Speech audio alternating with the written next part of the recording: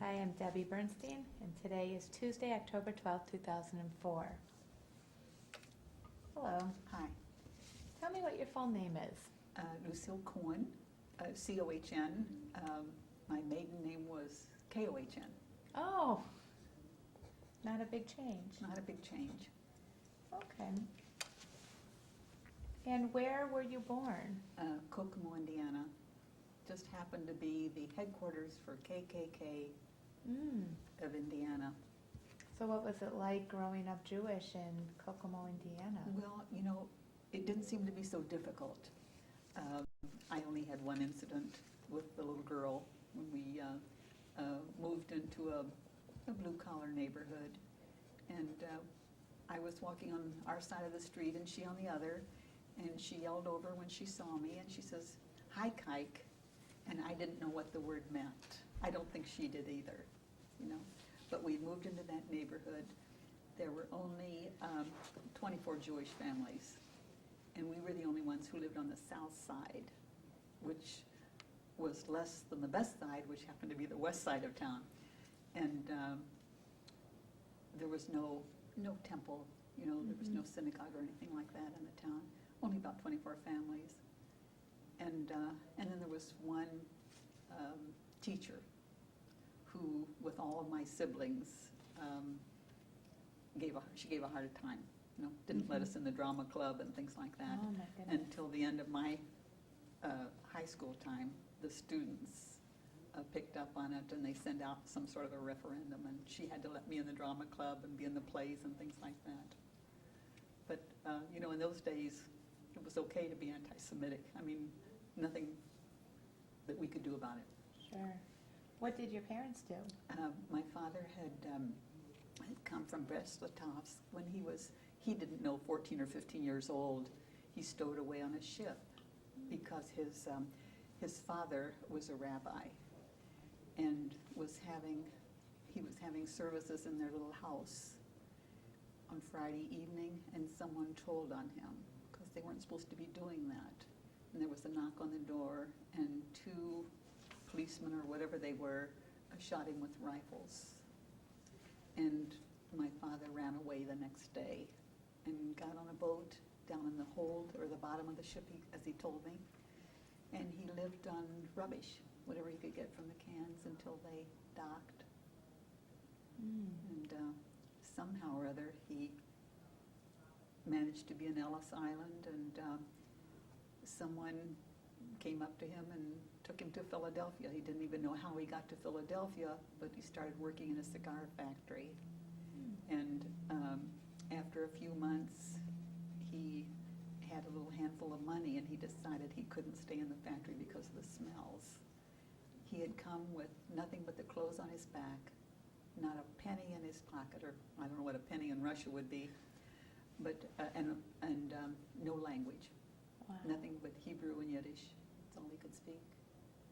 And this person who gave him a job in the factory paid him whatever the wage was.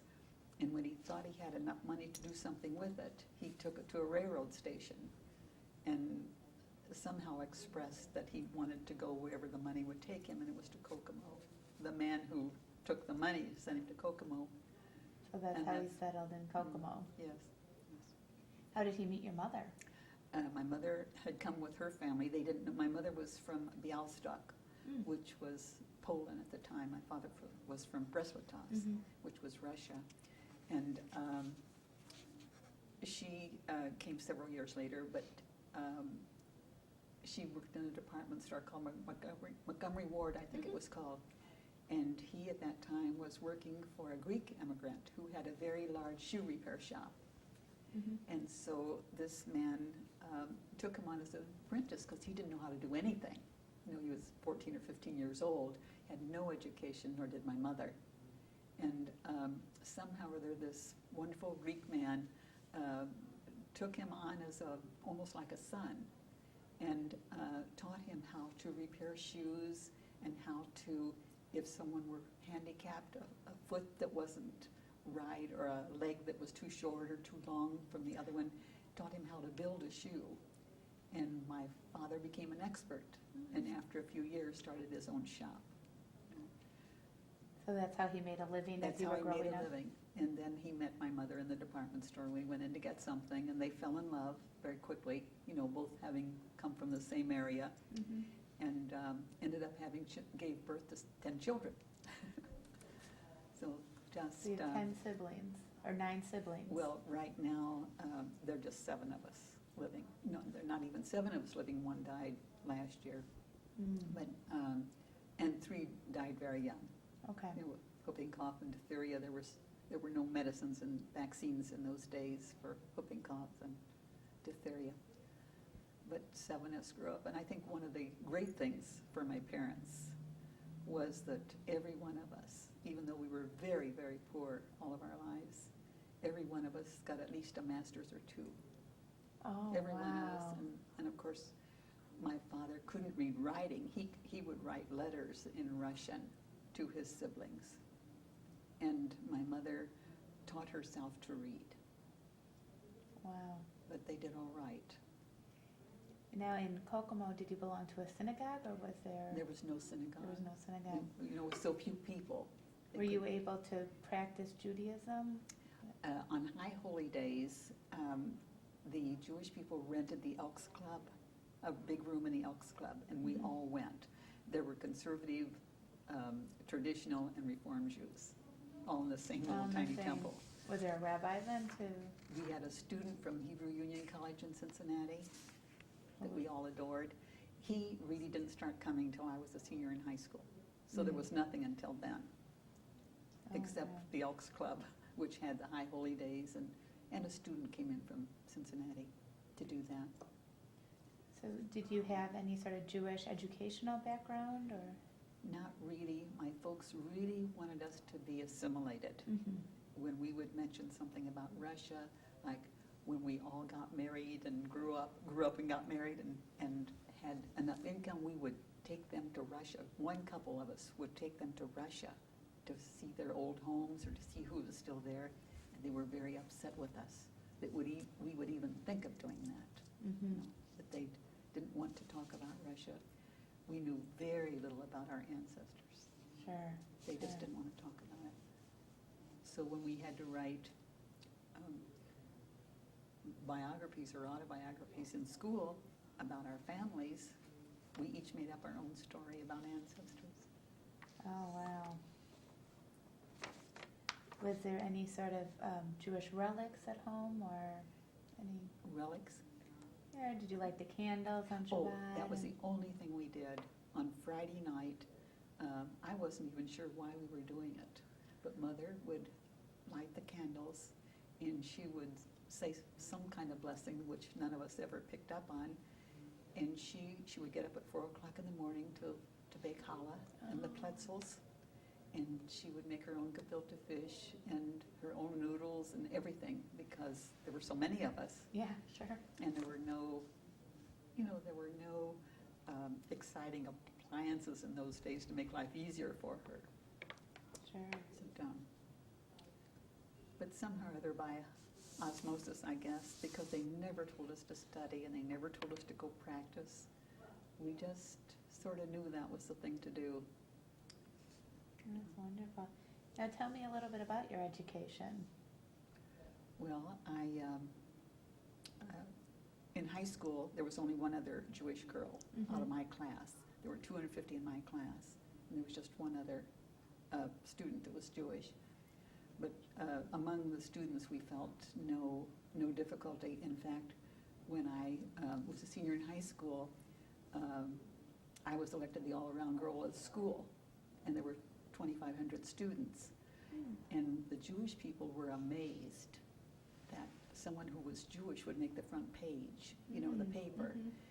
And I thought it was not true. I mean, I couldn't believe that it had happened, but it was the students who didn't care whether I was Jewish or not. It didn't seem to make a difference. And just that one teacher. And the dean, all the faculty had to vote.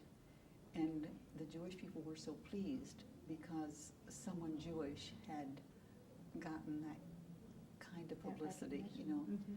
So that was a thrill for the whole family. Sure. And we just my father felt that there couldn't be any such thing as anti-Semitism here, you know, and it was nice, wasn't it? What year was that?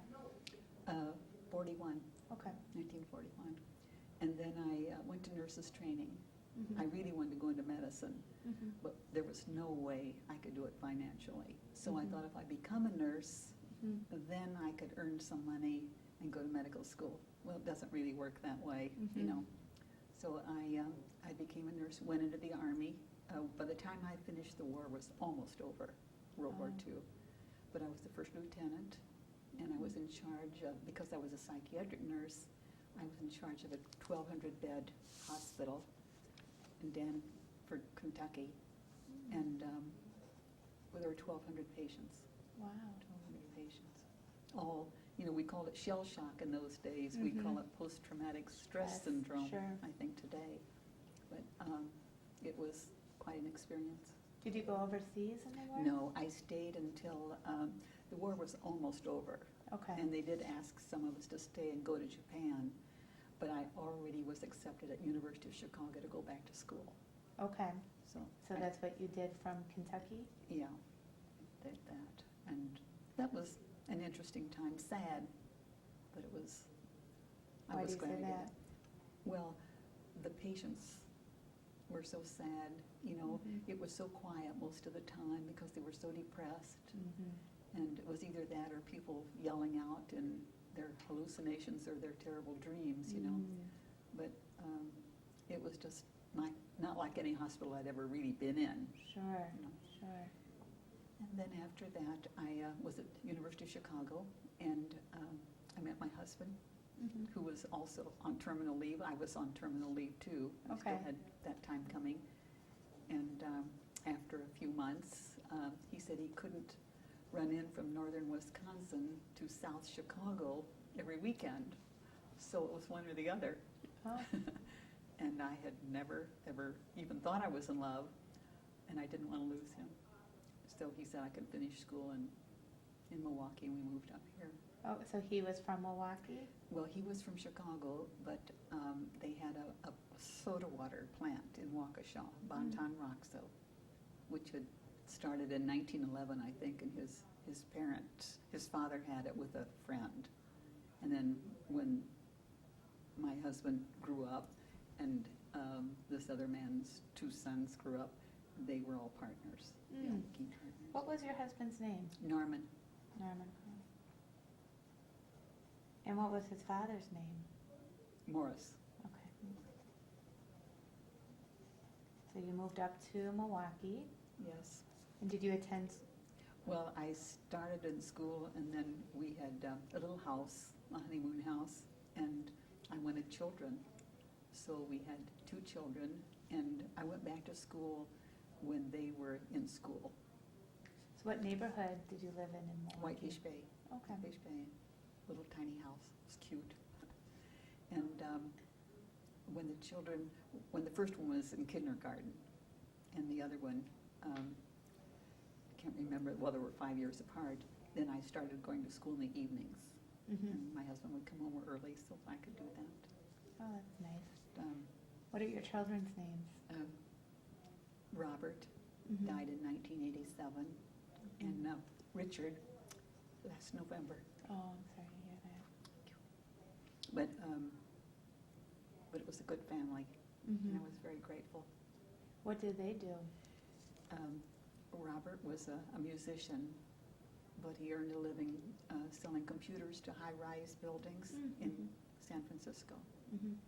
And Richard, for many, many years, was an NBC newsman, Mm. and went back to school to get a law degree, but he thought he would do communications law, and he decided that he wanted to do something else other than that. Mhm. So he went to the Justice Department Mm. Oh, after interesting. graduation, and he married 10 years ago, and they were on holiday in Ireland, and they were just walking down the street, and he had a massive heart attack. Oh, wow. So that's been a bit difficult, Sure. but I'm kind of working around it and find myself volunteering someplace different every day, Okay. Sure. so that it fills in the day. Sure. How did you become involved in the Jewish community in Milwaukee? Well, when we were very young, we worked with the Welfare Fund, I think it was called at the time, Mm-hmm. and then I became active in Ort and Hadassah, and am a lifetime member of Hadassah and Ort, and what else? The Jewish Home Care Center, Mm-hmm. and Mount Sinai Medical Center. All those are lifetime memberships. And I was president of Guardian Chapter of Ort at Mhm. a time, and then became vice president of the regional Ort. There were 5 states, I think, involved. And was an officer of Shalom at one time. Can't think of what else. Do a lot of volunteer work. Sure, sure. Did you belong to a synagogue? Shalom. Shalom. Shalom. And was vice president of Sisterhood at one time. Mm. Can't remember what else. That's quite a bit. Well, it's over a long period of years, you have to Sure. remember. Sure. So What has been your involvement in the Jewish Federation? I really haven't been Mm. very involved. I've worked full-time. I've had a private practice for about 25 years. Mm-hmm. When I went back to school, I didn't finish medical school. It was too hard. Marquette wasn't too happy about having someone my age and married with children, at that time. Mhm. A couple years later, I could have done it easier. Mm-hmm. But I ended up just going back to school and getting another bachelor's and then a master's in counseling and then a PhD in psych at Okay. Marquette. Mm-hmm. They took me then. But UWM didn't want to take me at all. Really? No. Oh, interesting. In fact, the dean at the time said to me, well, you have to look and see how old you are. You're over 30 and you're married, you have children. How long do you think you're going to work after you earn that degree? Will it be worthwhile for us to Wow. put that much work They in could see you now. Yes, well, they couldn't say that to me now. No, of course not. So, but it was a challenge. What year was that? I finished my doctorate in 72, Oh, 1970. great. And you said you have a private I practice? had a private practice in counseling dysfunctional families, a lot of Mhm. marital counseling, Mm-hmm. and worked at the drug center, volunteered at the drug center. It used to be in St. Mary's at the time, about 14 years, Mm-hmm. and volunteered at a halfway house after work, Oh, my just 4 goodness. hours, one night a week. Did things like that. And now I'm at hospice one day a week. We're doing bereavement counseling Mm-hmm. at Carroll at Columbia, Mm-hmm. St. Mary's. And today, when I finish here, I'll be going to hospice to see 2 people. Mm. What has inspired you to go into psychology and the counseling? Well, I think I always loved people, and I think that even though we were very poor, we had a very happy household. Mhm. It was a lot of cooperation and love, and Mhm. still is with those of us who are living. And I guess I was very grateful for that. And my last service as a nursing student was psych. Mm-hmm. And at the time, the supervisor had just lost a head nurse in psych. And she asked me, she said, you're going to be graduating in a couple of months. Would you think of coming over as head nurse? And I didn't know anything about being a nurse, certainly not a Mhm. head nurse.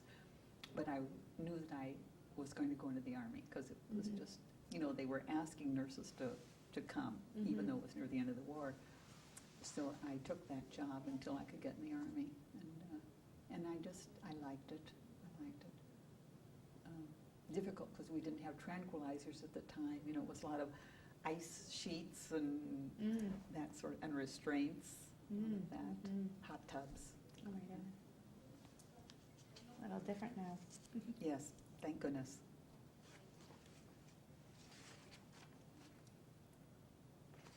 What do you think's inspired you to get involved in the Jewish community?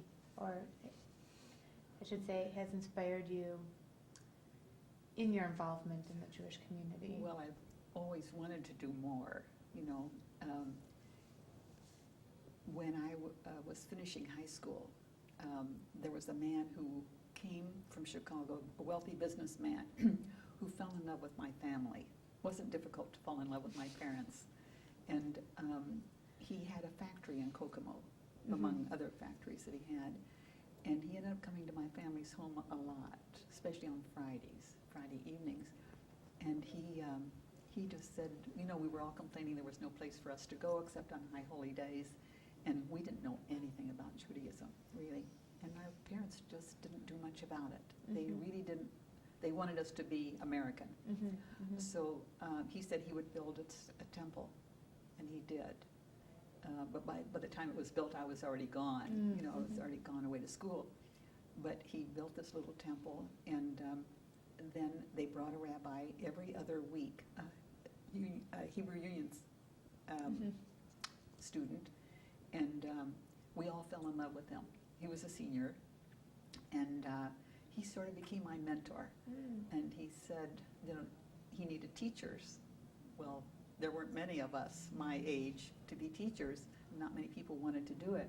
So he said he'd give me an assignment every time he comes and give me reading material, and I became a teacher from knowing nothing, really. Those poor kids, I don't know how much they learned from me. But he was a wonderful mentor. And in fact, when I went to school, because that was the end of my senior year, I went to school in the Jewish hospital in Cincinnati.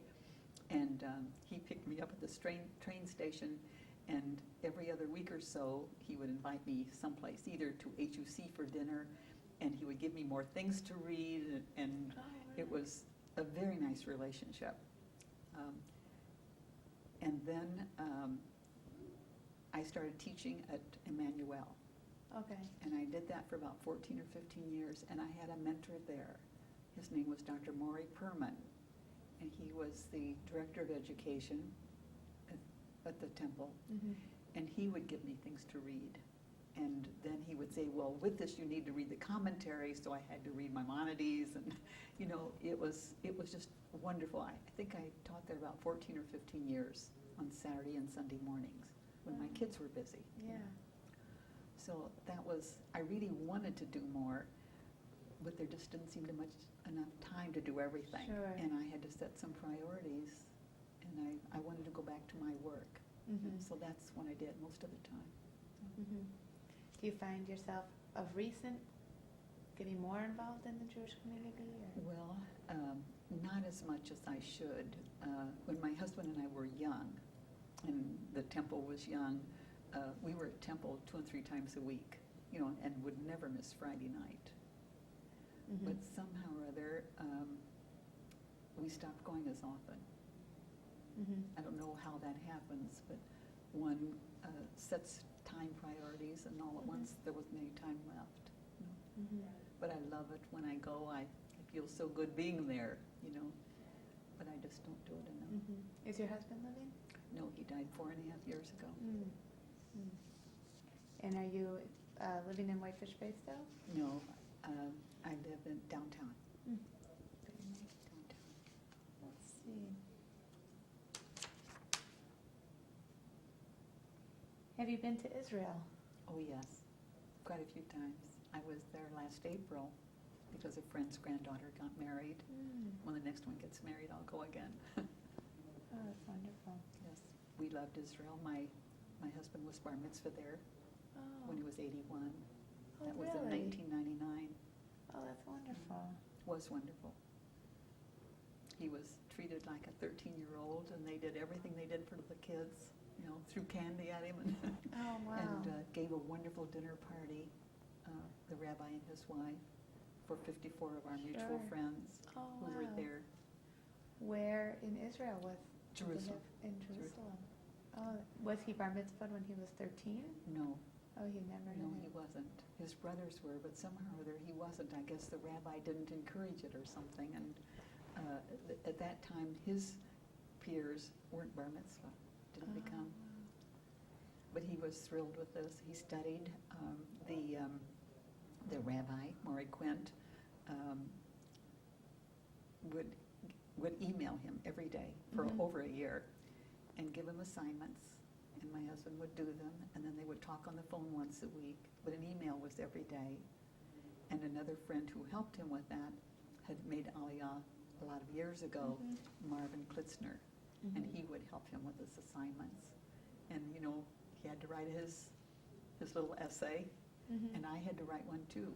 I didn't know Oh. that they asked the wives to do that, but it was just a beautiful, beautiful situation. Oh, yeah, sounds like it. Sounds like it. What are you most proud of? Mm. Well, I guess I was most proud of my family. I have, you know, a lot of sisters and the brother who died last February. I'm very proud of him. He's an internationally known artist, a lithographer, printmaker, What was his name? Cohn with a K. Mm. And he's just known all over my house as a gallery. Mhm. Mm. Very, like, he was very generous with all the sisters, and everybody has a gallery. Oh, You know. wow. Where are your sisters? One is ill now in Albuquerque, Mhm. and one is in New York, one is in Ann Arbor, and one is in Cincinnati. Where are you in the birth order? I was in the middle. Wouldn't Right you in the know? middle. The bad one. No, we never thought of it that way. You know, we were somehow or other worked out very well for a family that had one bathroom upstairs for all of those kids. Wow. And we planned it very carefully, and there really no arguments. We felt sorry for our brother sometime, Mhm. because if we got in first, any one of us, he had to wait. I can imagine. What was the happiest times of your life? I think when my husband and boys were all together, when we were Mhm. all together, and I think there were so many happy times Mhm. that there were myriad, you Mhm. know, and I guess it's kind of like an ice cream cone. An ice cream cone doesn't last forever, so a happiness one day is not always a happiness the next day, but you Mhm. make another happiness. That's true. So I think I had my share. Mhm. That's wonderful. How would you like to be remembered in Milwaukee, in the Jewish community, in this Mm. video? I don't know. I don't think I've done anything to be remembered by. It's just that I would want my loved ones to look back and say that she really loved us, and that I was good and kind. I try to live by the 10 Commandments, and I try to give a lot Mhm. of myself. And that's what I do every day now. Yeah. So nothing spectacular that I've done. And is there any lesson in life that you have learned that's carried you through? Well, Or lessons? I don't know. Mother, after the story with the little girl who Mhm. called me this pejorative term, and I came home, you know, after school and told Mother that, do I have a name called Kike? I mean, is that something that I don't know about? And Mother told me what it meant, and she says, now you be very good to Maxine. You make her your good friend, you know, and I should do everything good for Maxine and make her like me. And I did become her confidant, you know. I mean, she was wiser than I was. I was only about 5 years old, and she was maybe 6. But as she grew up, and I grew up, she knew things that I didn't know about life and boys and all of that. And she used me as a confidant. You know, she'd come over on Saturday mornings and tell me all the things that she'd done. And my mother would have said to me, that's naughty, don't you do those things, you know. But I think I was her best friend, you know. And she probably didn't know what the word meant. She Mhm. must have heard her folks say it. Sure, You know. sure. But the neighbors were always nice to us, even though we were the only Jews in the neighborhood. There was Yeah. nobody else on our side of town who was Jewish. It was, you know, a blue collar. Yeah, yeah. Do you know what happened to this woman? I do know that she was pregnant before she finished high school. Oh. And I heard from her after that, and a couple years later, he did marry her, but they divorced. Oh, You know. okay. Just out of curiosity. But she grew, you know, and she changed a lot for the better, I think. Sure. Is there anything you wanted to talk about that we didn't cover? I don't know. Some of the things. You've had such an interesting life all over the place. yeah. Oh, yes, there was a very nice thing that happened here. When when I had finished school the last time, County School of Nursing asked me to come over to be the chairman of the psych department. And I really didn't want to do that because I wanted to start a private practice. But I finally decided to do it and just have that experience. And I was the only Jewish person that they'd ever had on a staff. The school was 100 years old. Yeah. And I found out when I told some of our friends that I was going to go there and take this position, one of the women said, well, you know, and she mentioned a name, who started to go there to teach, and they found out she was Jewish, and they made it so miserable for her, she only stayed 5 weeks. That was the only one in 100 years. And then I followed. So I was determined to make them like me. And I loved being there. And there was one woman who had an office right next to mine, and she looked so sad all the time. So I asked her, I says, are you all right? Don't you feel well? And she looked very huffily, just looked very upset with me and said, I've never had to work for a Jew before. And I says, well, I'm so sorry. I hope this will be a good experience. You know, I says, would you like some coffee? And my secretary always kept the coffee going. So she had a cup of coffee going, but still wasn't really too nice to me all the time. She just sort of accepted what she had to accept. But that school, who had never had a Jewish person on the staff, the students asked me to be their commencement speaker, which was the first time they'd ever asked a faculty member to do that. And I was so thrilled. I was scared to death and I wanted to say no, but I was just so thrilled that they had asked me after hearing, you know, what I had heard. So I gave the address. And then 2 years later, I was ready to leave then and go into my private practice. 2 years later, I was asked by the next class to be their guest speaker. And that was a bit more than she could bear. So, and I really felt sorry for her. So I treated her nicer than ever, you know. I did everything I could to make her comfortable with me. But I gave that second address too, and I left soon after that, you know.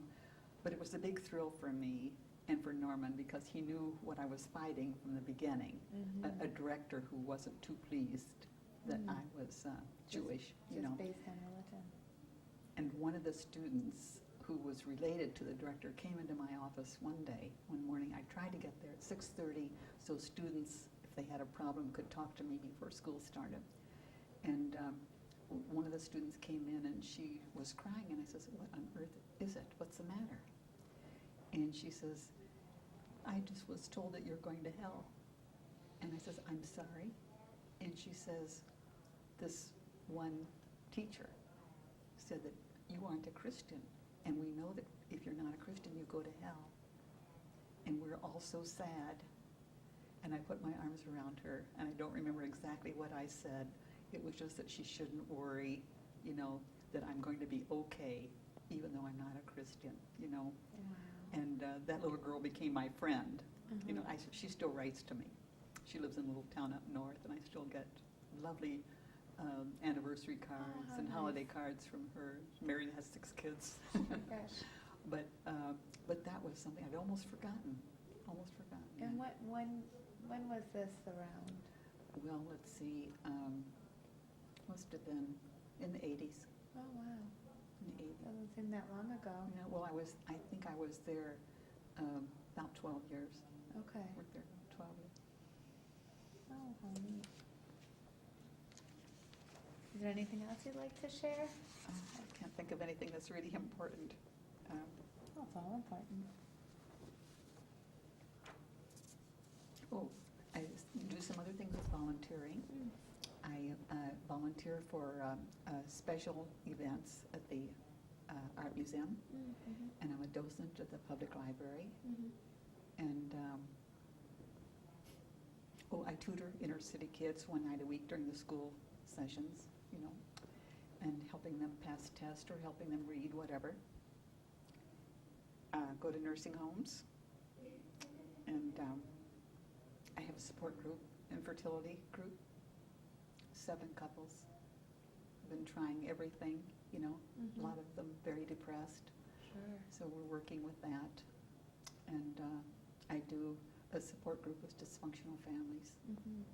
And once a month with families who've lost someone by suicide. Oh, wow. Have a new couple who just came in from Greenfield last Sunday morning. So those are the things that keep me busy and out of Quite a mischief. bit. Oh, very good. Well, thank you very much. Your Oh, you're welcome.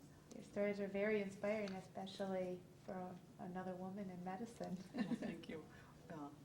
I feel very lucky. It was very nice of you to listen. I don't usually talk for a full hour or whatever it was. Usually you're on the other side.